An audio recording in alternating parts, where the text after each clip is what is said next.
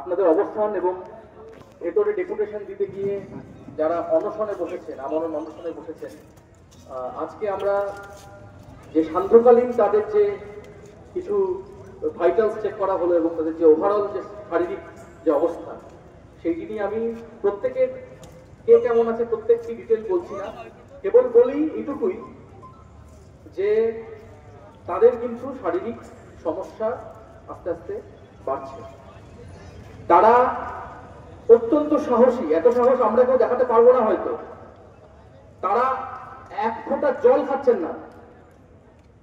যখন এই অপদার্থ প্রশাসন, অপদার্থ সরকারের যারা আধিকারিক, তারা যখন এসি ঘরে হাওয়া খাচ্ছে, তখন তারা ওই গরমে একটা বদ্ধ ঘরে ঘেরাটোপের মধ্যে আটকে নিজেদেরকে প্রায় আত্মবলিদান দিচ্ছেন একটি বৃহত্তর স্বার্থের জন্য।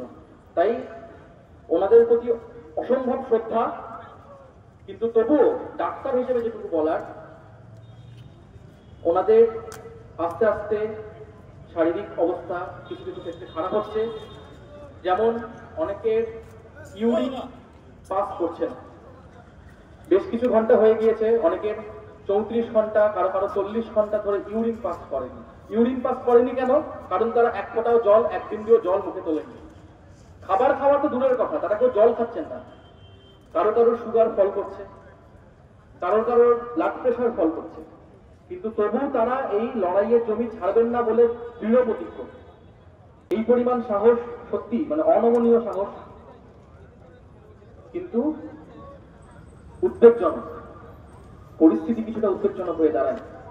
এই লড়াই সফল হোক, অনশনকারী প্রত্যেকেই সুস্থ থাকুন, আপনারাও সুস্থ থাকুন, এই সর্বাঙ্গীন কামনা করি এবং লড়াই সফল হোক আরেকবার এই প্রার্থনা।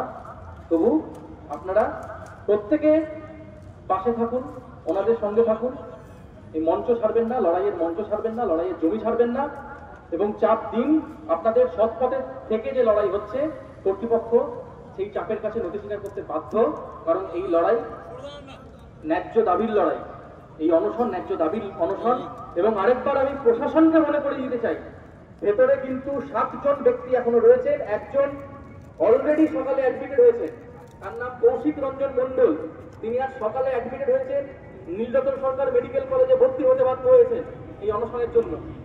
এবং এই ভয়ঙ্কর কলকাতার গরমে যারা জল না খেয়ে অনশন করছেন, তাদের মধ্যে আর একজনও যদি অসুস্থ হন, তাহলে তার দায় কিন্তু সরকারকেই নিতে হবে।